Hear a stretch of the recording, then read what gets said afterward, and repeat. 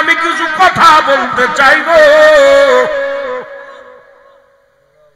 জুনায়েদ বলে তোমার লগে আমার লড়তে হবে একটু পরেই, তোমার লগে কি কথা বলবো?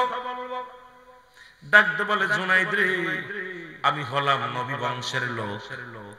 জুনায়েদ রে, আমার নবীরা হলে বায়াত আজ একটা সপ্তাহ না খেয়ে আছে রে জুনায়েদ। জুনায়েদ রে, এই যে পাহাড়টা দেখো, পাহাড়ের পরে ওই পাড়ে আমার বাড়ি। আমার নবীর কিছু বংশের লোকেরা না খেয়ে আছে রে জুনায়েদ। আমরা সৈয়দ গোষ্ঠীর লোক, আমরা মানুষের কাছে হাত পেতে ভিক্ষা নিতে পারি না, সাহায্য চাইলে আমার নবীর ইজ্জত চলে যায়। এই কারণে রে জুনায়েদ, তোমার সঙ্গে আমি কুস্তি লড়তে এসেছি রে জুনায়েদ। তুমি যদি পারো নবীর ইজ্জতের দিকে তাকাইয়া রাসূলুল্লাহর মহব্বত অন্তরে ধারণ করে যদি পারো, তুমি আমাকে জয় বানাইবা, জয় লাভ করার সুযোগ দিও। যদি জয় লাভ করতে পারি, অসংখ্য নবীর আওলাদের মুখে খাবার তুলে দিতে পারবো। জোরে বলেন সুবহানাল্লাহ।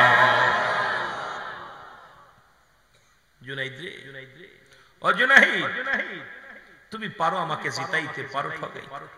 আমি তোমার লগে কুস্তি ধরার মতো ক্ষমতা আমার নাই, বল নাই, কারণ আমি তো হ্যাংলা মানুষ। নবীর আওলাদেরা ওপারে না খেয়ে আছে, আমি সহ্য করতে পারি। আর নবীর আহলে বায়াতের জন্য আমি মানুষের কাছে ভিক্ষা চাবো, এটা কেমন হয়ে যায়? এই জন্য রাজার কাছে আমি চাইতে আসি নাই।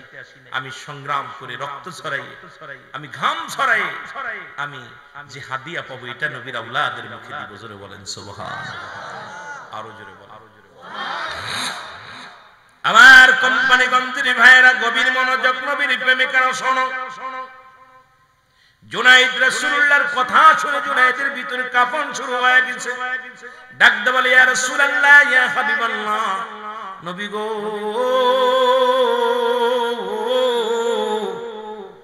জীবনে আপনারে দেখি নাই।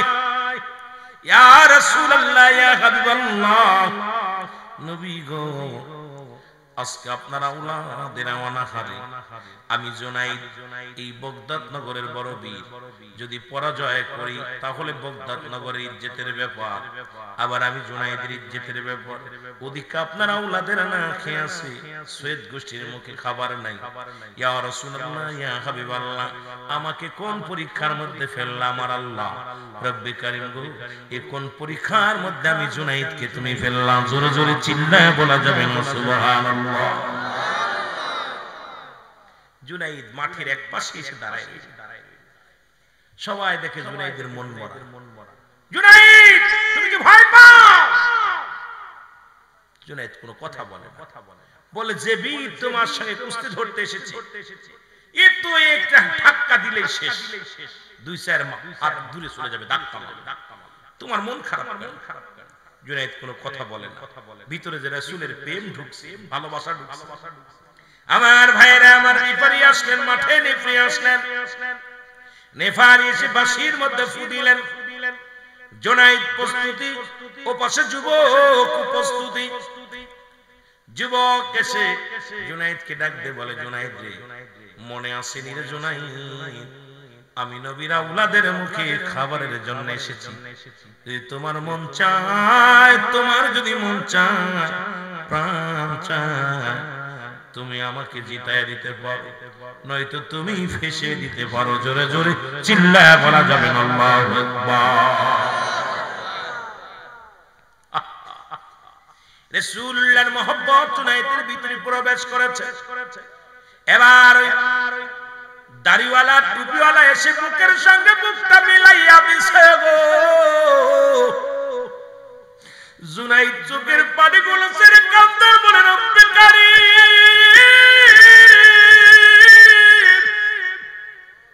আরে নবীর আওলাদের লোক আমার বুকের ভিতরে লাগাইছে রে, আরে আমি জুনায়েদ কেমনে তোরা জমিনের মধ্যে ফেলবো, কেমনে তোরা জমিনের মধ্যে ফেলায় পরাজয় করবো? এই নবীরে যদি না বানাই তো জমিনটা বানাইতো না। এই জমিনের মধ্যে রাহমাতুল লিল আলামিন আহলে বায়াত রে, তারে আমি কেমনে পরাজয় করাইবো? আল্লাহ এদিকে বগদাদ নগরের সম্মান, এদিকে আমার নিজের সম্মান, ওদিকে রাসূলের ইজ্জতটা যেন নষ্ট হয় না আল্লাহ। বুকের মধ্যে চেপে ধরে ধরে রইলেন।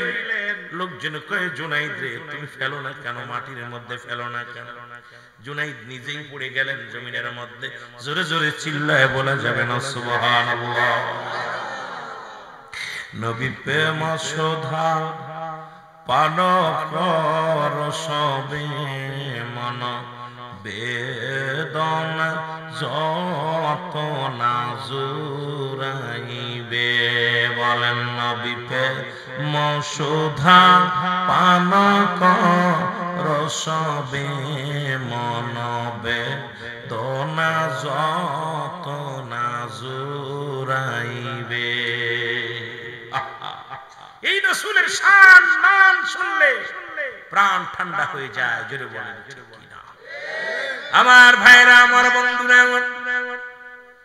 জুনায়েদের বুকের পরে বীর উল্টা গেল গো। বিজয় উল্লাস করতে লাগলেন, সবাই বিজয় উল্লাস করতে লাগলেন। জুনায়েদের দিকে থুতু নিক্ষেপ করে মানুষ। এত বড় বীর যাকে খাওয়াইয়া পড়ায়া মানুষ করলাম, রাজ দরবার থেকে এত টাকা তারে দিয়া নষ্ট করেছো। জুনাইদ ইজ্জত খেয়ে ফেললো, সম্মান খাইলো। পৃথিবীর কোন বীর যার লগে পারে না। আজকে জুনাইদ জমিনের মধ্যে ধাক্কা খেয়ে পড়ে গেল। কারণ জুনাইদ কেন পরাজয় হলো কেউ তো বুঝতে পারে নাই। দ্বিতীয়বার দুজন লাফতে উঠে দাঁড়াইলেন। নেফ্রিকা আবার শুরু। আবার জুনাইদ যে জড়ায়া ধরছে ফেলে দেবে। আবার চিন্তা করে আল্লাহ, নবীর আহলে বাইত, নবীর বংশের লোক যদি আমি জমিনের মধ্যে ফেলে দিই, তাহলে আমি আল্লাহ তোমার দরবারে কি জবাব দিব? আজকে আমার নবীরে যারা গালি দেয়, নবীরে যারা মন্দ বলে, নবীর আহলে বাইতদেরকে যারা কটূক্ত করে, ওই মুনাফিকেরা তৎকালীন জামানাও ছিল। আল্লাহ কমিনান নাস, মানুষের মধ্যে মায়াকুলু, তারা বলবে আমান্না, তারা ঈমান আনছে বিল্লাহি, আল্লাহর প্রতি অবিনয় দিলাম, কিনাতের প্রতি বিশ্বাস স্থাপন করছে। ওমা হুম বিমুমিনিন।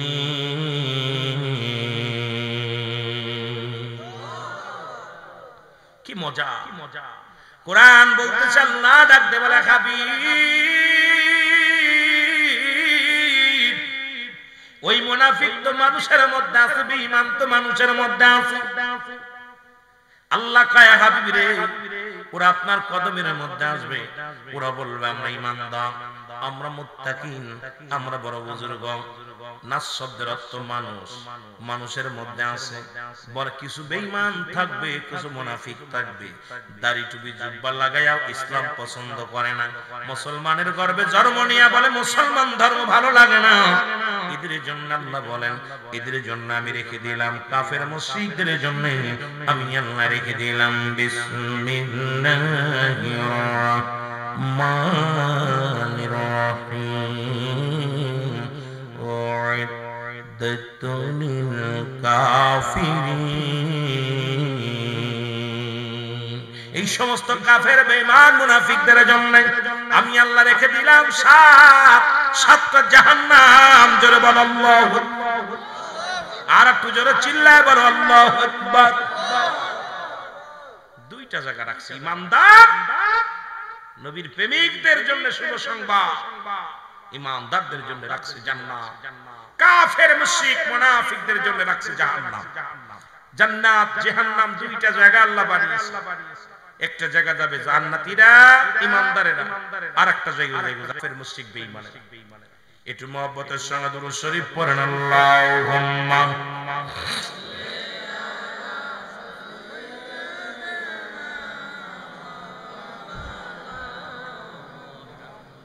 ওয়ালা আলি সাইয়্যিদিনা।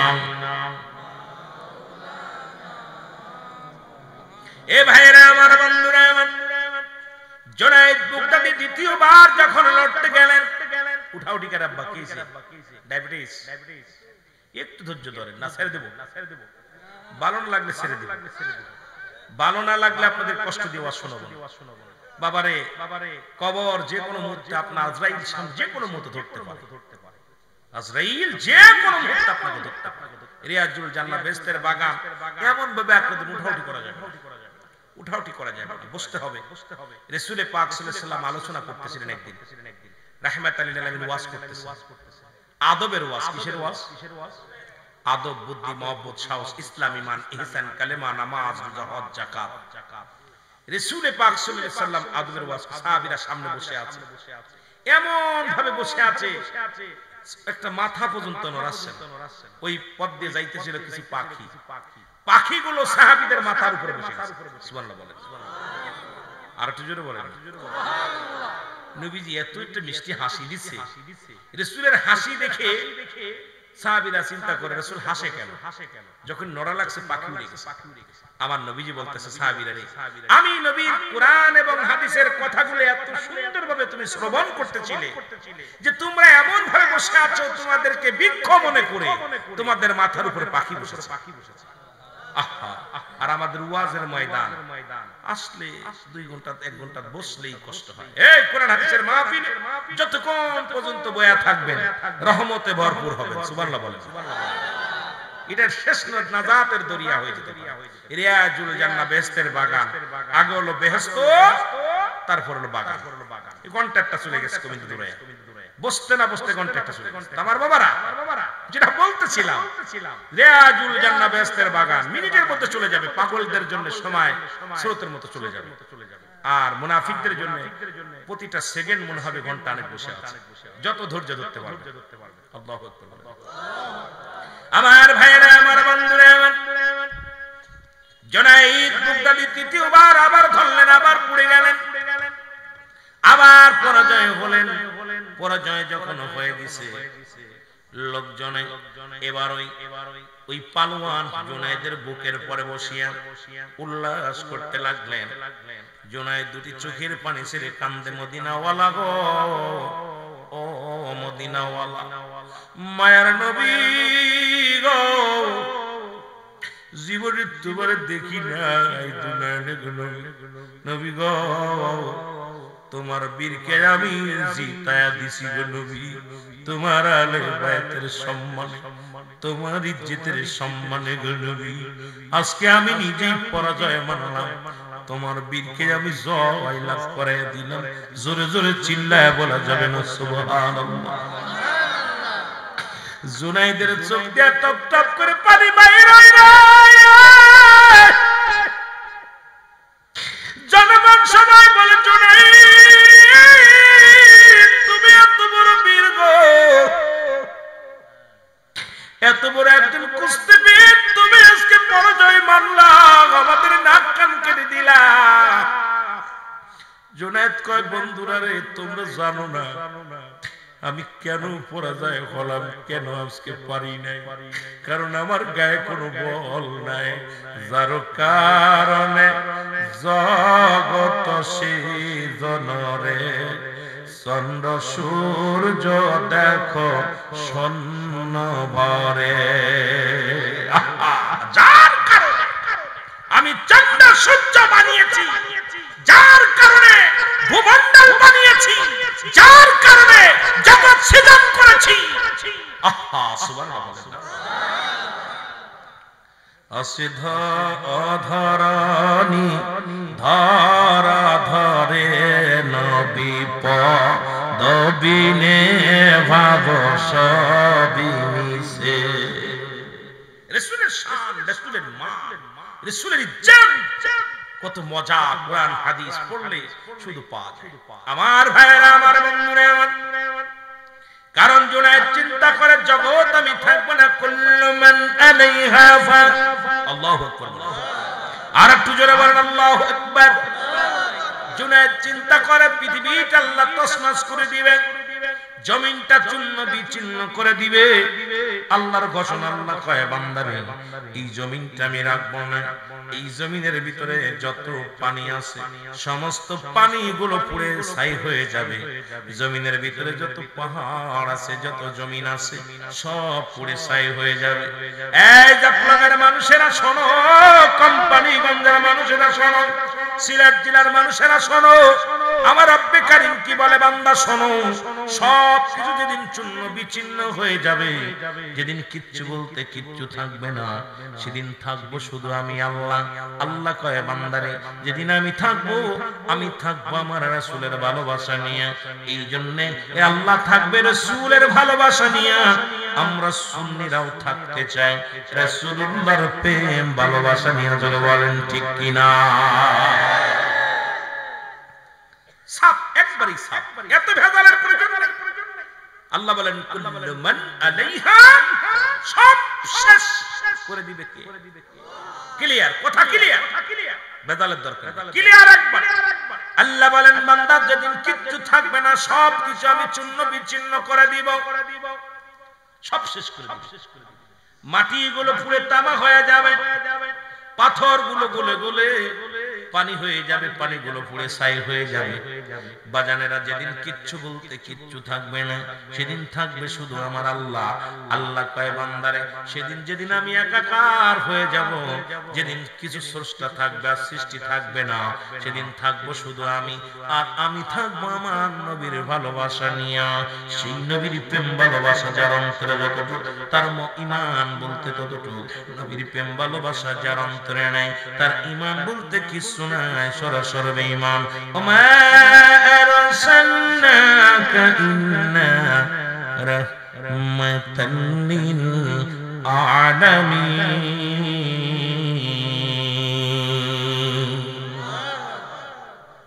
কি মজার বিষয়, রাহমাতাল লিল আলামিন। রহমা, আল্লাহ হলো রব্বুল আলামিন, নবী হলো রাহমাতাল লিল। আল্লাহ থাকবে রাসূলুল্লাহর ভালোবাসা নিয়ে। কার ভালোবাসা নিয়ে? আরো জোরে বলেন, কার ভালোবাসা নিয়ে? আল্লাহ থাকবে রাসূলুল্লাহর ভালোবাসা নিয়ে। এই জন্য সুন্নিরা থাকবে রাসূলুল্লাহর ভালোবাসা নিয়ে। রাসূলকে প্রাণের চাইতে বেশি ভালোবাসে, জানের চাইতে ভালোবাসে। আমার বাবারা, এটা দেখে যদি কেউ হিংসা হয়, কিচ্ছু যায় আসে না। কারণ রাসূলের ভালোবাসা নিয়ে থাকবে আমার আল্লাহ। আমরাও থাকতে চাই রাসূলের ভালোবাসা নিয়ে। কারণ কবরে লাগবে নবী, মিজানে লাগবে নবী, ফুলসিরাতে লাগবে নবী, ইয়াউমুল কিয়ামতের ময়দানে লাগবে নবী। নবী বিনে কোনো বান্ধব নাই, নবী বিনে কোনো গতি নাই, নবী বিনে কোনো উপায় নাই। সেই নবীর ভালোবাসার মধ্যে থাকতে চাই কি চাই না?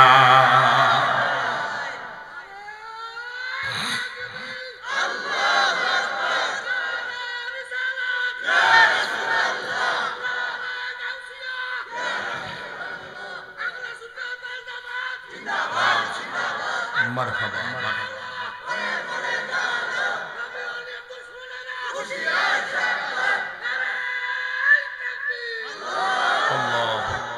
কবুল করুক, জোরে বলুন আমিন। আমার ভাইরা, আমার বন্ধুরা, অনেকগুলো পুরস্কার দিলেন, যুবককে পুরস্কারগুলো পেয়ে গেলেন যুবক।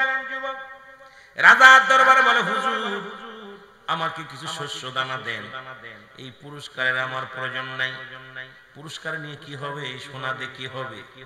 এই মেডেল দিয়ে কি হবে? আমাকে কিছু শস্য দানা দেন। চিন্তা করে জোনাই, এ কিসের বীর? ওরে বন্ধু মুসলমান, শুনে নাও, এ মুসলমান, রাজার দরবারে ফরিয়াদ করে এর বিনিময়ে আমাকে শস্য দানা দেন। সুবহানাল্লাহ বলা যাবে না? বলে, তুমি কেন শস্য দানা চাও? বলে, হুজুর আমি কিসের জন্য চাই? আমি কিছু মানুষের মুখে হাসি ফোটাতে চাই। কিছু মানুষ একটা সপ্তাহ না খেয়ে আছে, না হারা আছে। আমি সেই জন্য জীবনের বাজি রেখে লড়াই লেগেছি, আমি জয়লাভ করেছি। এর বিনিময়ে যেটা হয়, সেই শস্য দানাগুলো আমার মাথায় উঠায় দেন। কারণ নবীর আহলে বাইতেরা না খেয়ে আছে, নবীর বংশের লোকেরা না খেয়ে আছে। আমি যাব তাদের মুখে খাওয়া তুলে দিব। জোরে বলেন মারহাবা। আমার ভাইরা, আমার এবার জুনাইদ মাগরিবের নামাজ পড়লেন, ঈশার নামাজ পড়লেন। 2 রাকাত নামাজ পড়ে জুনাইদ চোখের পানি ছেড়ে কান্দার বলে, আল্লাহ আমি জীবনে এত ভালো কাজ করি না, ঠিক মতো নামাজও পড়ি না, ঠিক মতো তোমার ইবাদত বন্দেগী করতে পারি না। আজকে তোমার হাবিবের সম্মানে হাজার জনতার সামনে আমি পরাজয় বরণ করেছি। আল্লাহ না জানি তোমার হাবিবের ইজ্জত দিতে পেরেছি কি পারি না জানি না, তবু জানো আমার আল্লাহ আমার নবীর আহলে বায়াত যদি না খেয়ে মারা যায়, আমার নবীর বংশের লোকেরা যদি অনাহারে থাকে, আমি জুনাইদ আল্লাহর দরবারে তওবার দরবারে কি জবাব দিব? চোখের পানিগুলো ছেড়ে ছেড়ে কেঁদে কেঁদে ঘুমায়। জুনাইদ ডাকতে বলে মালিক, জীবনে আর এই বুকের মধ্যে কোন কুস্তি আর থাকবো না রে, জীবনে আর কোনদিন আমি কুস্তি খেলবো না। জীবনে যে বুকের লগে আল্লাহর নবীর বংশের লোকের ছোঁয়া লাগছে রে, আরে নবী গোষ্ঠীর নবীর বংশের লোকের ছোঁয়া আমার দেহের মধ্যে লাগছে, এই দেহের মধ্যে আর কারো ছোঁয়া লাগাবো না, আর জীবনে আমি কুস্তি খেলবো না। উনি বাদশার দরবারে বরাবর দরখাস্ত করলেন, মাননীয় প্রধানমন্ত্রী, আমি আপনার একজন নালায়েক জুনাইদ বলতে চাই, আমি আর জীবনে কোনোদিন কুস্তি ধরবো না, জীবনে আর কুস্তি খেলবো না, আমাকে আপনারা ক্ষমা করবেন। আমি আজ থেকে সাধারণ একজন জনগণ, আজ থেকে আমি একজন সাধারণ পাবলিক, কারণ আমার এই বুকের ভিতরে আর কোন মানুষকে নিতে চাই না। জোরে জোরে চিল্লায় বলা যাবে না সুবহানাল্লাহ। জুনাইদ ঘুমায় গেলেন, রাতে ঘুমায় গেলেন। আল্লাহর নবী ঘুমের মধ্যে ডাকতে বলে জুনাইদ,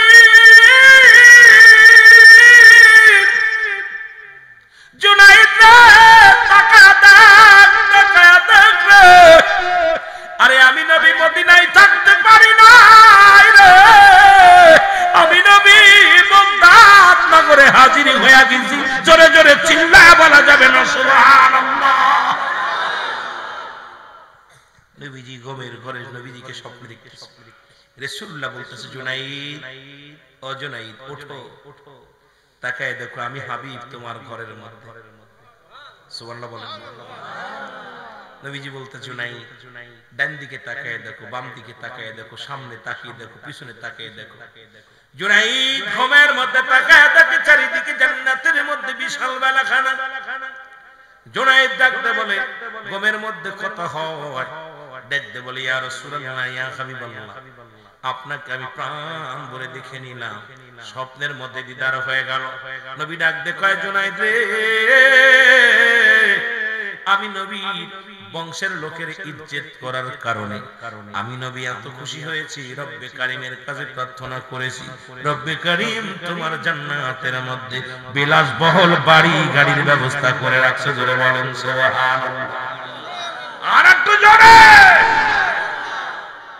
জান্নাতের মধ্যে বাড়ি, জান্নাতের মধ্যে বিশাল বিশাল দালান, স্বর্ণের দালান। জুনাইদকে ডাকতে নবীজি ডাকতে বলে জুনাইদ, ও জুনাইদ শোনো না, শুধু আমার আহলে বায়তদেরকে, আমার বংশের লোকেদেরকে ইজ্জত করার কারণে আমি নবী তোমার সঙ্গে দেখা করার জন্য আসি মদিনা থেকে। জুনাইদ রে, আমি নবীকে প্রাণ ভরে দেখে নাও, আর তোমার জন্য একটা নয় দুটি নয় 8টা জান্নাতের দরজা খোলা, তোমার যেটা মন চায় সেই জান্নাতের মধ্যে তুমি বসবাস করতে পারো। জোরে বলেন সুবহানাল্লাহ।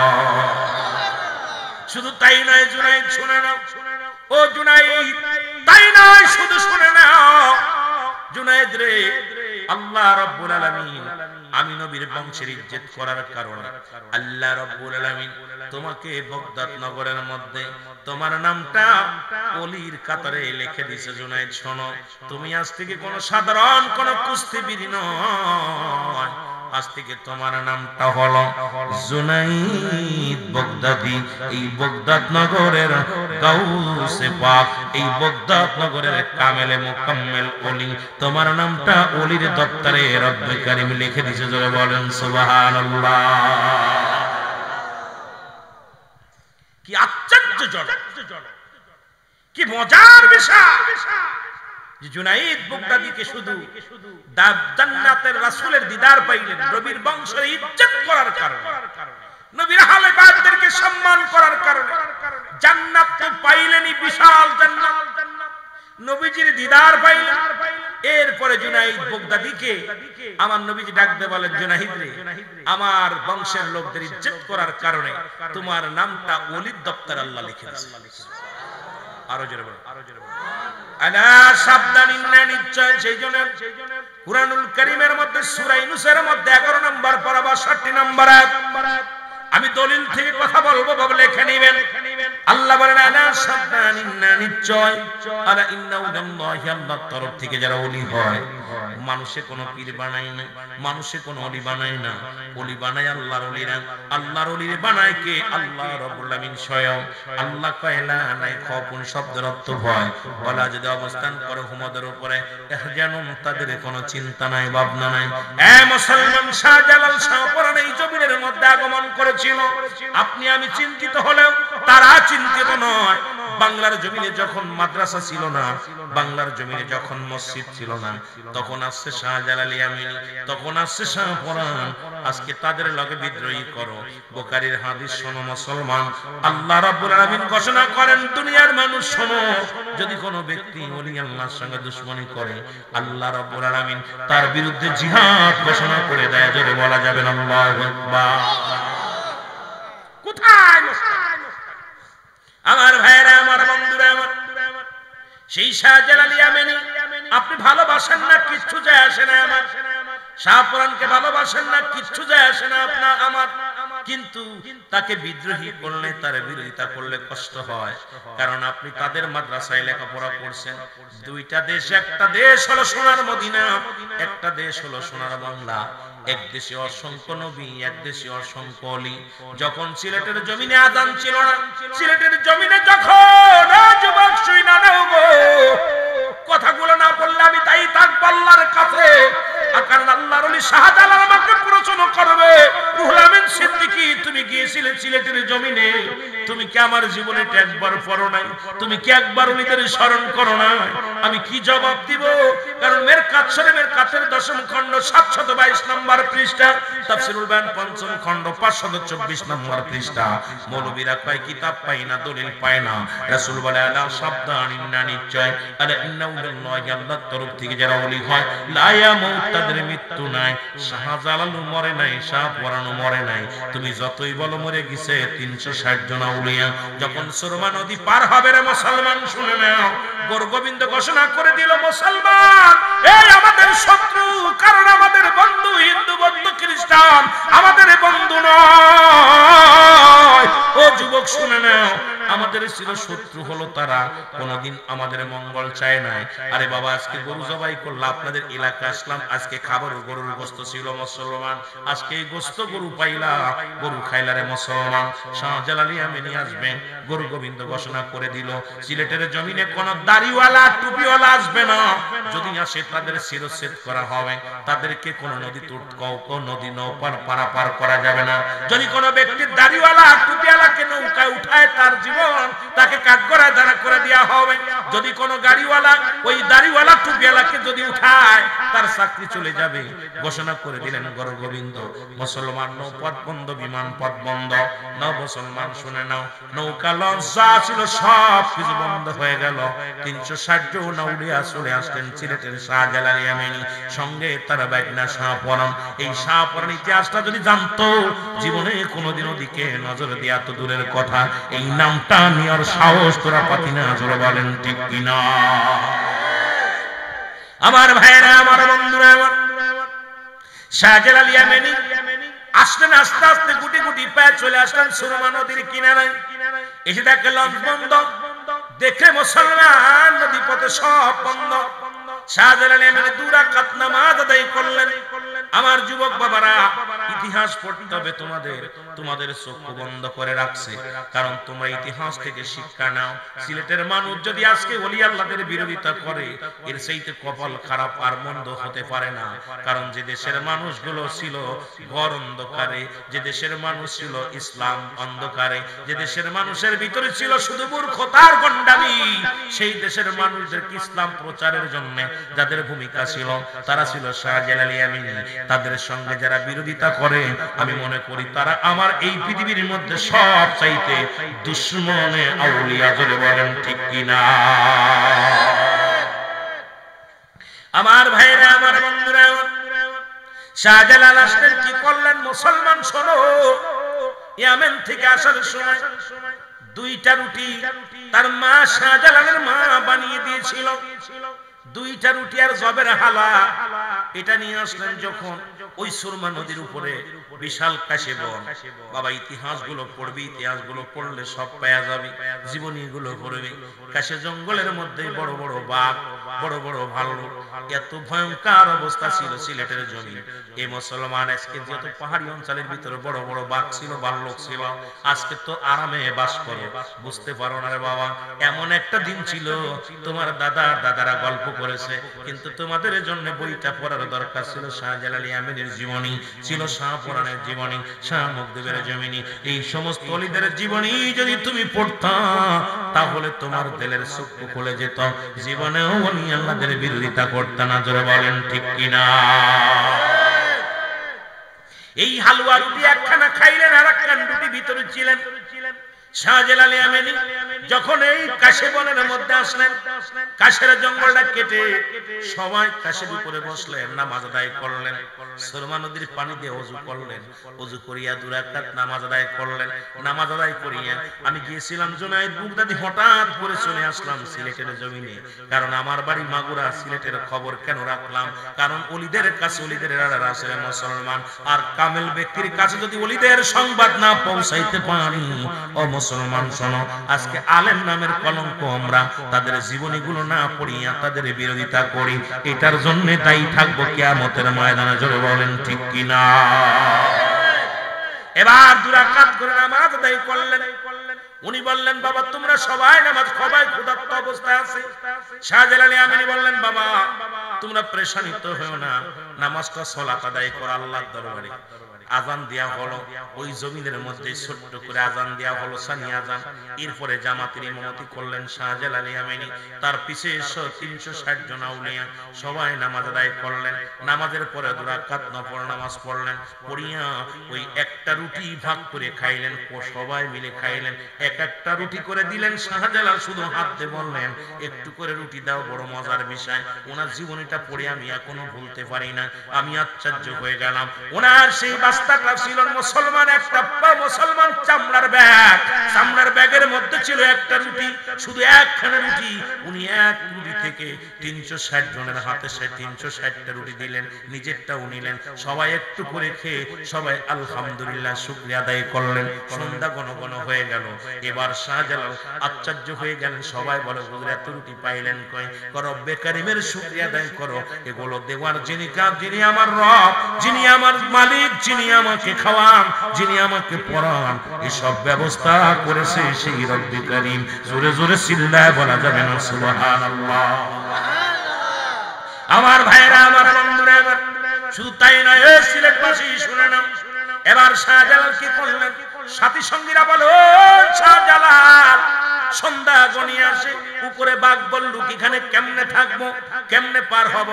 শাহজালাল কয়, বন্ধুরা টেনশন করো না, টেনশনের কোনো কারণ নাই, কারণ একটা উপায় রব্বে কারীম আমারে বলে দিবে, একটু ধৈর্য ধরো। যেহেতু ইয়ামেন থেকে এত কষ্ট করে আল্লাহ আমাকে পাঠিয়েছে, ওই না কোথায় সিলেটের জমিনে যাওয়ার জন্য, এই জমিনের মধ্যে আল্লাহ আমারে পাঠাইছে ইসলামের দারক বাগ বানায়া। আমাকে কেমনে নিবে আমার আল্লাহ ভালো জানে। সবাই ধৈর্য ধরে থাকো। জোরে বলেন সুবহানাল্লাহ।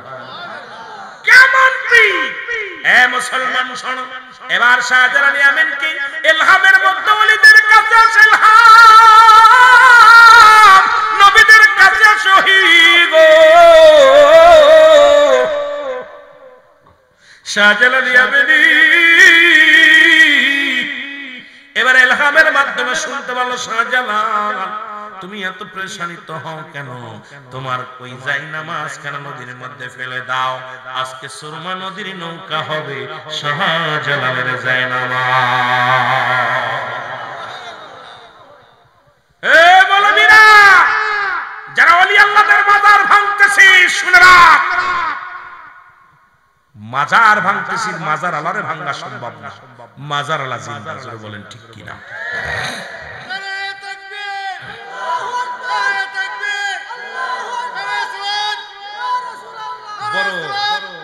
বড় কষ্ট আমার বুকের ভিতরে যখনই শুনেছি শাহপুরানের মাজার আক্রমণ।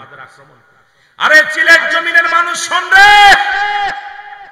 তোদের ইসলামের জন্য যার অবদান সেটাকে অস্বীকার, বাবা জন্ম দিল বাবার অস্বীকার, এই বাবা আজকে গরু কুরবানি করো। আপনার জানেন বোরানুদ্দিন একটা তার কলিজার টুকরা সন্তানের আকিকা করলো, এ যুবক শোন, তারপরে মাজার ভাঙ। গরু গোবিন্দ নাম কি? বোরানুদ্দিন। নাম কি? বোরানুদ্দিন। উনি উনার একটা ছেলে হলো, অনেক দিন পরে মানত করলো, আল্লাহ আমার একটা ছেলে যদি দেয়, আল্লাহ তোমার রাস্তায় আমি রোজা রাখবো। 10টা 11টা রোজা রাখলেন। গরু গোবিন্দ ইডাস বোরানুদ্দিন রোজা রাখলেন আল্লাহর দরবারে, আল্লাহ আমার একটা বাচ্চা দাও, আল্লাহ বাচ্চা দিলেন। রোজা রাখলেন, এরপরে আকিকা করলেন একটা গরু কুরবানি করে, গোপনে গোপনে কুরবানি করে এইটা আকিকার গোশত সবাইরে খাওয়াইলেন। আর চামড়া, ওই লেস, এরপরে শিং মাথায় সব মাটির নিচে পুঁতে রাখলেন। দুষ্ট কুকুরে আর কাকে এইটা খুঁজে উঠেছে, উঠে একটা মাথা নিয়ে ফেলবি তো ফেলবি, একদম গরু গোবিন্দের বাড়ির সীমানে নিয়ে যাচ্ছে। এই একটা শিং বা একটা কান দেখছে, কান বইয়ের মধ্যে দেখছি কান, গরুর কান। দেখা খোঁজ লাগাইলো গরু গোবিন্দ, দেখো সিলেটের জমিনে গরু জবা করছে কি, দেখো। এ মৌলবীরা, তোদের কি কষ্ট লাগে না কলিজার ভিতরে? আমি বলতেছি আমার পশমগুলো হারিয়ে গেছে কষ্টের কথা শুনে। কলিজার টুকরা সন্তানের আকিকা করার কারণে খবর নিয়ে পাইলো বোরানুদ্দিন উনি উনার ছেলের জন্য আকিকা করছে। সবাই সৈন্য নিয়ে এই গরু গোবিন্দ তার সিপাই সালা নিয়ে তার সৈন্যদেরকে নিয়ে কলিজার টুকরা সন্তান, বোরানুদ্দিনের কলিজার টুকরা সন্তান হাত থেকে কেড়ে নিয়ে নিচে ফেলে দিয়ে, এ যুবক, ফেলে দিয়ে তার নিজের তরবারি দিয়ে জবাই করে। আরে এ তোরা শুনছিস, যেমনি গরু ছাগল জবাই করে তদ্রূপই সিলেটের জমিনে বোরানুদ্দিনের কলিজার টুকরা সন্তানকে জবাই করে দিয়েছিল। সেদিন বোরানুদ্দিন বলেছিল, আল্লাহ, ও আল্লাহ, আজকে জমিনের মধ্যে আমার কলিজার টুকরা রক্ত পড়েছে, এমন একটা দিন যেন আসে সিলেটের জমিনে যেন রক্তের বন্যা বয়ে যায়। এমনই হয়েছে পৃথিবীর মধ্যে বাংলাদেশের সর্বোচ্চ কুরবানি হয় সিলেটের জমিনে, জোরে বলেন ঠিক কিনা?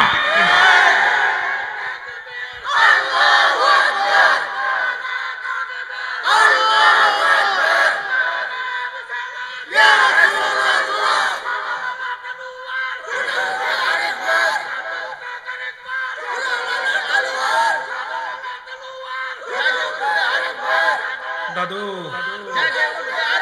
আমি আপনাদেরকে বলি, এ ছেলেরা, ছোট ছেলেরা, কথাগুলো বলতে চাইছিলাম না, শুধু বাচ্চাদের মুখের দিকে তাকায় বলতেছি। বোরানুদ্দিন এসে শাহজালালের কাছে, নালে হুজুর, আমার একমাত্র কলিজার সন্তান, আমি অনেক মানত করেছি আল্লাহর দরবারে, একটা মাত্র সন্তান আল্লাহ আমাকে দিয়েছিল। সেই সন্তানকে গরু গোবিন্দ তার মায়ের সামনে আমার কোল থেকে কেড়ে নিয়ে তাকে শিরচ্ছেদ করে ফেলেছে। সেদিন শাহজালাল হাত উঠায় বলেছিল, আল্লাহ, একটা গরু জবাইয়ের কারণে বোরানুদ্দিনের কলিজার টুকরা তুমি নিয়ে তারা জোর করে ছিনিয়ে নিয়ে জবাই করেছে। এমন একটা দিন যেন আসে, আল্লাহ সিলেটের অলি গলির মধ্যে যেন রক্ত পড়ে গরুর রক্ত, জোরে বলেন সুবহানাল্লাহ।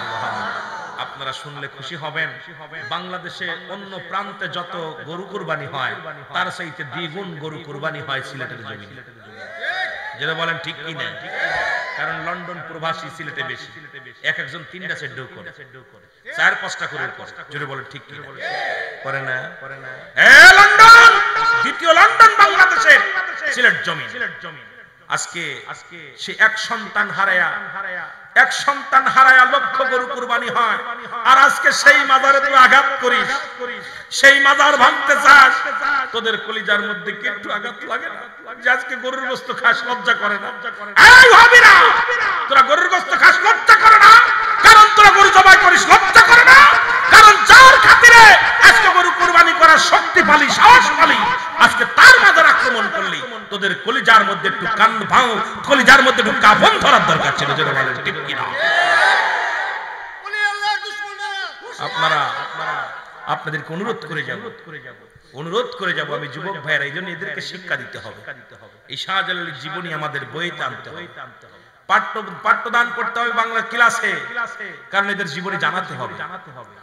আমার ভাইয়েরা, আমার বন্ধুরা, আমার শাহজালাল ইয়ামানি বন্ধুদেরকে বললেন, বন্ধু পিছনে চলে যায় কথাটা বললেন, বন্ধুরা আমার দাঁড়াও।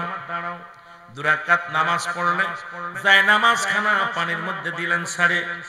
যায় নামাজের পর ভর করে একজন নয়, দুজন নয়, 360 জন আউলিয়া ওপার থেকে এপারে পার হয়ে আসলেন। একটা মানুষের গায়ে পানি লাগে নাই, একটা মানুষ ডুবে নাই, কারণ ওই যায় নামাজে ভর করে আল্লাহ রাব্বুল আলামিন এই সিলেটের জমিনে শাহজালালকে আনতে। সেই শাহজালালের জমিন থেকে বাতিলেরা চিরতরে পালাবে। সময় বেশি নাই, সময় বেশি নাই। হয়তো তোমরা ওই গোরগোবিন্দর প্রেতাত্মারা তোমাদের ভিড় ভর করেছে, কারণ গোরগোবিন্দর প্রেতাত্মা যাদের উপরে ভিড় ভর করবে তারাই ওলি আল্লাহর দুশমনি করবে, তারাই শাহজালাল দুশমনি করবে। আর ওই গোরগোবিন্দর প্রেতাত্মা যাদের মধ্যে প্রবেশ করেছে, আমি কসম করে বলি অচিরেই তাদের উপরে আল্লাহর লানত দুনিয়ার মধ্যে নামবে। জোরে বলেন ঠিক কিনা? আমি আপনাদেরকে অনুরোধ করে যাই, এই মাজারের দিকে তাকান।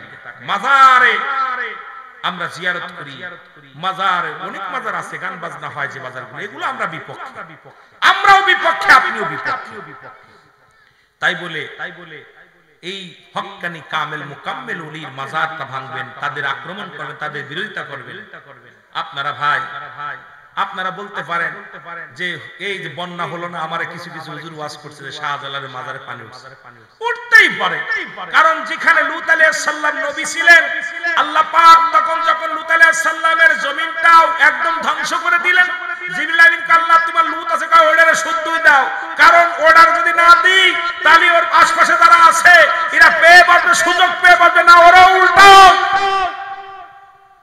সুতরাং আল্লাহর ওলিদের সঙ্গে আপনারা খালি এই বাঘের লেজ দিয়ে চুলকাতে চান কান, আপনার বাবার বুকু সাপের লেজ দিয়ে কান চুলকাতে চান, আল্লাহর ওলিদের সবল যখন মারবে তখন আপনারা সারা পাবেন না। জোরে বলেন ঠিক কিনা? আমার ভাইয়েরা, আমার বন্ধুরা, আমার যে কথাগুলো আমি বলতেছিলাম দিলের কান্ডা লাগা শোন। জুনায়েদ বাগদাদী আল্লাহর ওলি হয়ে গেলেন, আর ওলিরা পৃথিবীর কোন মুখাপেক্ষী নয়। আজকালে আমাদের দেশে যত পীর আছে, বাড়িওয়ালা পীর, গাড়িওয়ালা পীর, কিন্তু জুনায়েদ বাগদাদী এমন একজন কামেল।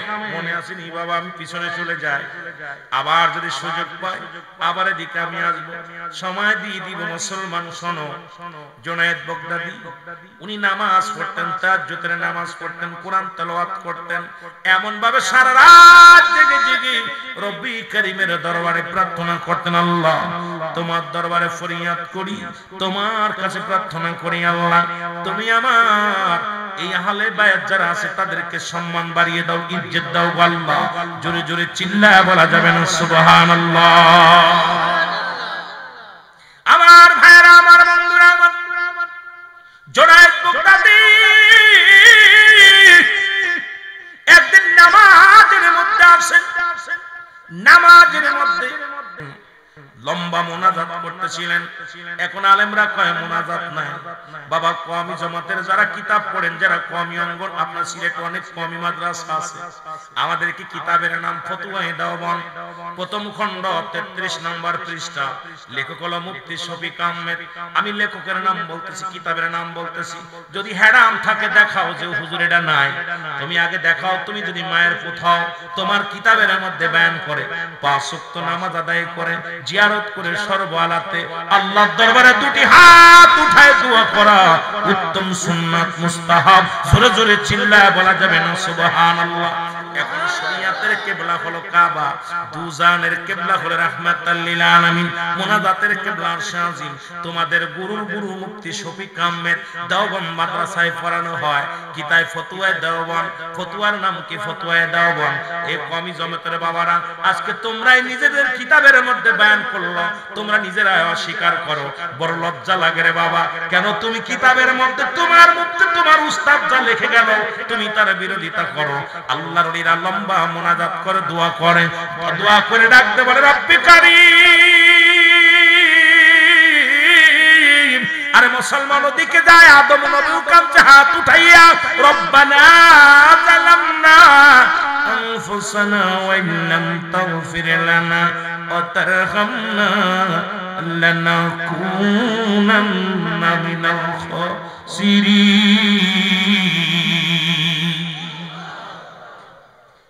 আরে শফিক আহমেদের দিক পরে যায় আদম নবী থেকে শুরু করেন আদম নবী হস্ত তুলে দোয়া করছে কি তুলে হস্ত তুলে কি দোয়া করছে দেখেন রব্বানা যালামনা হে আমার রব হে আমার প্রতিপালক আমি জালিমদের অন্তর্ভুক্ত হয়ে গেছি আনফুসানা ইল্লাম তাগফির লানা ওয়া তারহামনা লানাকুনান্না মিনাল খাসিরিন আল্লাহ আমি জালিমদের অন্তর্ভুক্ত হয়ে গেছি আমারে তুমি ক্ষমা করে দাও হস্ত তুলে দোয়া করছে কি তুলে এ আলেমরা তাহলে আদম থেকে দোয়া শুরু হয়েছে কোথায় ওই দুজানের কিবলা রাহমাতুল লিল আলামিন আর মুনাজাতের কিবলা কোথায় আরশে কোন দিকে কথা বলেন না কেন এই তো আমি একটু কিতাবের দিকে গেলে একটু আউলই ফেলতেছেন বিপদ কিতাবের দিকে গেলে আমাদের কিতাব না কোন সুন্নিদের কোন কিতাব না অসংখ্য কিতাব রয়েছে কওমি জামাতের অঙ্গ তাবলীগের ভাইরা ওই সমস্ত কিতাব থেকে আমরা যদি উদাহরণ দিই আর ওই সমস্ত কিতাব টানি একদম ঢেকে ধোয়া যাবে তোমাদের কিন্তু আমরা তো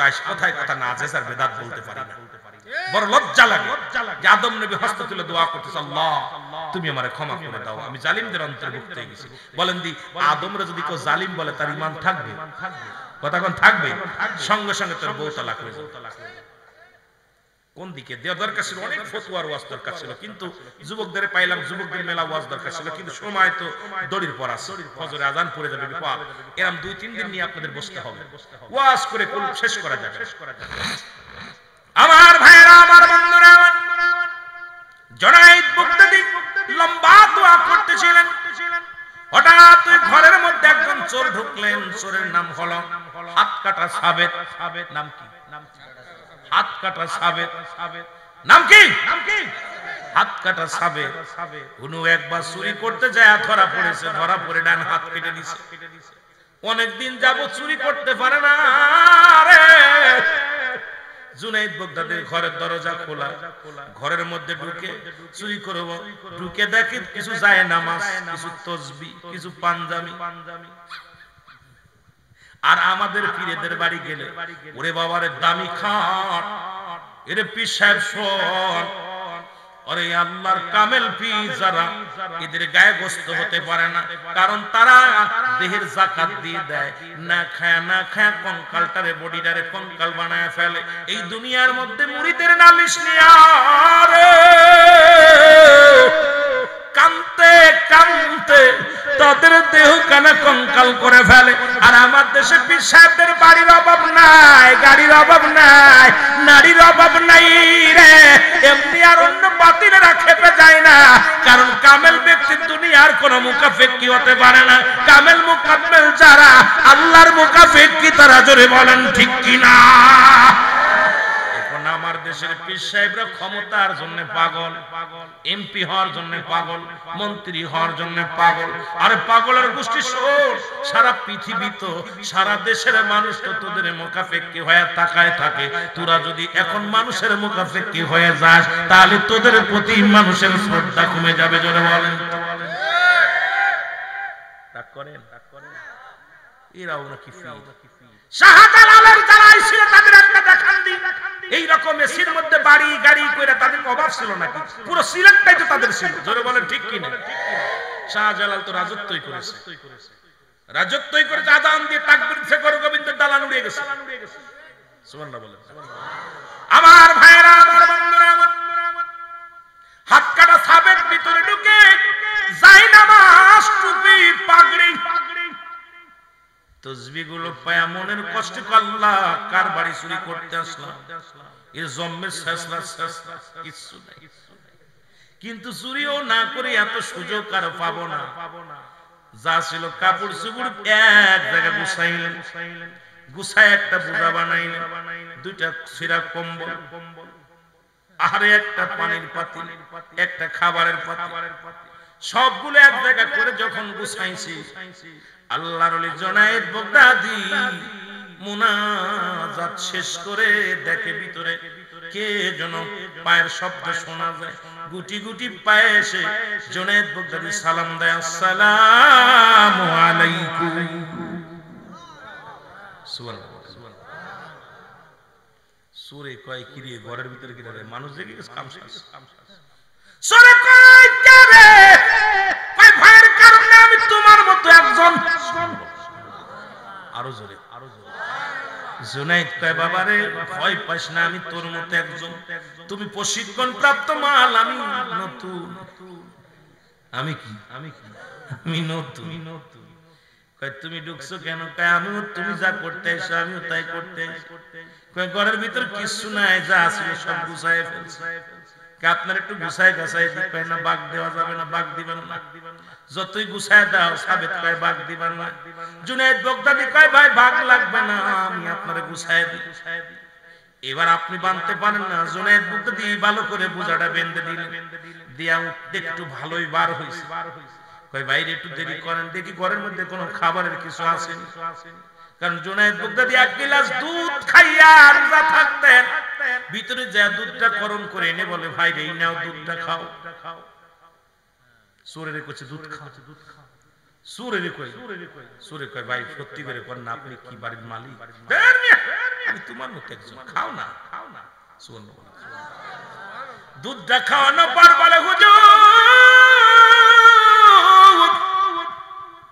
আপনি আমি আপনার চাইতে ভাই আপনার পূজাটা বহন করে নিয়ে দিই সাবেত কয় নিতে পারো ভাগ দেব না বোঝা টেনে দিতে পারো কিন্তু ভাগ দেওয়া যাবে না আল্লাহর ডাকতে কয় গো সূরা ভাই ভাগটা লাগবে না শুধু প্রশিক্ষণ নিতে চাই সুবহানাল্লাহ কি নিব প্রশিক্ষণ নিবে আপনি আমার উস্তাদ আমি আপনার ছাত্র কই তালি ভালো বোঝাটা উঠায় দিছে জুনাইদ বাগদাদির মাথায় জুনাইদ বাগদাদি হাঁটতে পারে না বুঝা মাথায় নিয়ে হাঁটতে পারে না সারাদিন রোজা রাখে রে এত বড় কুস্তিবীর আল্লাহর প্রেমে পড়িয়া দেহটারে কঙ্কাল করে ফেলেছে গায়ের গোশতগুলো শুকাইয়া বডি কাটা করে ফেলেছে আর আমার দেশের পীর সাহেবরা খাইতে বুড়ি এত বড় হয় আবার মুসলমান কেউ বা আবার ফাতেমার স্বামী বলে দাবি করে রে ভাই জোরে কোন ঠিক কিনা এসব বন্ড এদের কারণে দুর্নাম হয় এদের কারণে পীর সাহেবদের কলঙ্ক হয় 9টা গুণের একটা গুণ যদি পীরের ভিতরে ঘাটতি থাকে তারে পীর মানা যাবে না পীরকে মানতে হলে 9টা গুণ না গুণান্বিত লাগবে পীরের খাসলাত হওয়া লাগবে রাসূলের খাসলাতের খাসলাত পীরের আদর্শ থাকা লাগবে নবীর আদর্শের মধ্যে আদর্শ নবীজিকে বলেছেন বায়ানাত উত্তম ব্যবহার উত্তম আখলাক উত্তম চরিত্র এই গুণের গুণান্বিত যদি না হয় কোন কামেল পীর সে কামেল পীর হতে পারে না শাহজালাল ইয়ামিনী ছিল নিজেই কামেল তার সকল সঙ্গীরা ছিল কামেল খাজা ফরিদপুরি ছিল কামেল সাদা এনায়তপুরি ছিল কামেল এইজন্য দুনিয়ার মধ্যে হাজারো যন্ত্রণার পরে কাউকে গালি দেয় নাই কাউকে মন্দ বলে নাই হাজারো দুর্নাম দিলে কোনোদিন কারো তোহমাত দেয় নাই কোনোদিন কষ্টে পড়িয়া কোনোদিন কাউকে গালি দেন নাই আঘাত দেন নাই নিজে দুঃখ সয়ে গেছে কাউকে দুঃখ দিতে চাই নাই জোরে বলেন ঠিক কিনা আস্তে আস্তে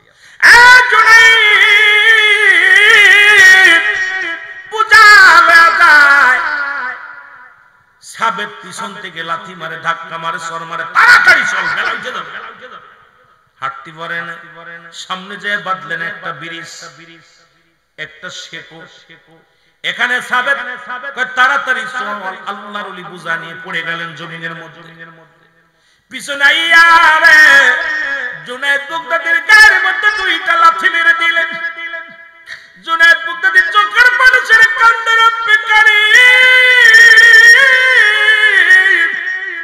আমার একটু শক্তি দাও আমার বাড়িতে চুরি করতে আইছে আমি চুরারে যদি আঘাত করি চুরা যদি টের পেয়ে যাই আমি মালিক তো আমার এই মালামাল নেবে না আরে ওর হয়তো অসহায় আছে না খেয়ে আছে ওভাবে পুরো চুরি করতে আইছে আল্লাহ আমি কেন তার বোঝাটা বহন করে পারতেছি না নিতে আমি তোমার কাছে কি জবাব দিব আরে আল্লাহর ওলি কারে কয় একটু বুঝালো ওরে বাবা জোরে জোরে চিল্লায় বলা যাবে না আল্লাহু আকবার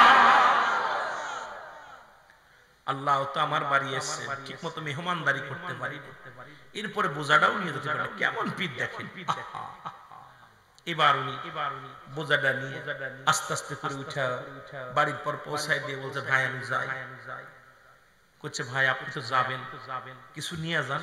না ভাই আমার লাগবে না কিছু, আমি আপনার ঠিক মতো খেদমত করতে পারি না। জুনায়েদ বগদাদি বলছে ভাই সাবের, আমি আপনাকে ঠিক মতো খেদমত করতে পারি না। বারবার আমি বোঝাটা ফেলে দিচ্ছি, আপনার যে গালিগালাজ করলাম, রাগ করলাম, আপনি কিছুই বললেন না। আপনি অপরাধ করেন না, আমি অপরাধ করছি, কারণ আপনার বোঝাটা আমি ঠিক মতো এনে দিতে পারি না, এটা আমার ব্যর্থতা। জুনায়েদ বগদাদি ডা বলে রওনা হয়ে গেল। সাবেদের চোখে ঘুম নাই, সাবেদ শুধু চিন্তা করে আল্লাহ এই লোকটাকে কত থাবা মারলাম, লাথি মারলাম, গালি দিলাম, প্রতিবাদ করে না। এই লোকটাকে আমার জানার দরকার। এই লোকটা তো চোর হলে তো প্রতিবাদ করতো, ভাগ নিত, এত কষ্ট করে বোঝা বহন করে দিল, তারপর ভাগ নিল না, উনি চলে গেল। সকালবেলা উঠে চলে আসছেন সাবেদ, লোকজনের ডাক দিয়ে বলে ভাই ওই বাড়িটা কার? তোমার বাড়ি কই? কয় বগদাদ নগরে। বলে বগদাদ নগরে বাড়ি, ওই বাড়ি চেনো না? ওই বাড়ির মালিক তো আল্লাহর ওলি জুনায়েদ বগদাদি। এর ডাক দে বলে ভাই রে ভাই, এই বাড়িটার মালিক হলো আল্লাহর ওলি জুনায়েদ বগদাদি। কান্দো না লাপির, শুধু কান্দে, চোখের পানি ছেড়ে রব্বে কারীমের দরবারে বয়া বয়া কান্দে। হাত কাটা সাবেদ যায় দেখে আল্লাহর ওলি হাত উঠায় দোয়া করে, দৌড়ায়া পড়ে গেছে পায়ের মধ্যে। ডাক দে কয় হুজুর আমি তখনই বুঝতে পেরেছি যখনই আপনি আমার খাবারের ব্যবস্থা করে দিয়েছেন, আর এত গালি দিলাম, এত মন্দ বললাম, আপনি প্রতিবাদ করেন নাই। এখন আপনার পায়ের মধ্যে পড়ি, আপনি আমার মাফ করে দেন, তওবা করে দেন। আল্লাহর ওলি জুনায়েদ বগদাদি সঙ্গে সঙ্গে হাত কাটা সাবেদের তওবা করে দিলেন। তওবা করে দিয়ে বললেন বাবা ফিরে আয়, ভুল পথ থেকে ফিরে আয়। সাবেদ এইবার ভুল পথ থেকে ফিরে আসিয়া এই দুনিয়ার মধ্যে এমন ভাবে আমল শুরু করলেন, হাত কাটা সাবেদকে আল্লাহ রাব্বুল আলামিন তৎকালীন জামানায় আল্লাহর ওলির কাতারে নামটা লিখে দিয়েছে। জোরে বলেন সুবহানাল্লাহ। আর আমরা ওলি আল্লাহ তত্ত্বের যে এখনো ভাগ্য পরিবর্তন হয় নাই, চরিত্র পরিবর্তন হয় নাই, নামাজি পড়ি না, সত্যি কথা বলি না, বিড়ি সিগারেট নিয়ে ব্যস্ত, গাঁজা নিয়ে ব্যস্ত, দুনিয়া নিয়ে ব্যস্ত। মুসলমান শুনে নাও, শুনে নাও, এই দুনিয়ার মুকাফেকি বন্ধ করে দিয়ে আল্লাহর মুকাফেকি হও। এই দুনিয়া আখিরাত দুইটাই কামিয়াব হবে এই জগতের মধ্যে। ও মুসলমান শুনে নাও, শুনে নাও, শান্তি যদি পেতে চাও এই দুনিয়ার মুকাফেকি না হইয়া রব্বে কারীমের মুকাফেকি হয়ে যাও। জোরে জোরে চিল্লায়া বলা যাবে না আল্লাহু আকবার। আল্লাহ পরশ পাথর, আল্লাহর ওলিটা হলো পরশ পাথর।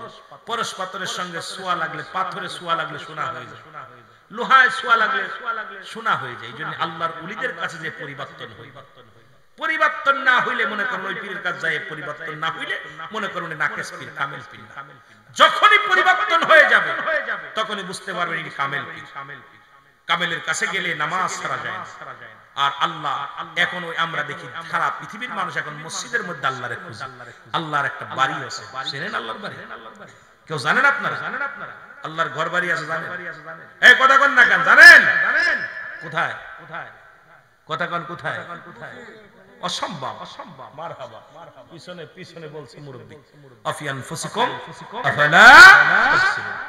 এই কুরআন বলে, আমি না, আমার আব্বা বলে না। কুরআন বলতেছে হে বান্দা বান্দীগণ, আমার নিদর্শন তোমাদের মধ্যে আছে, আমি আল্লাহ তোমাদের মধ্যে আছি।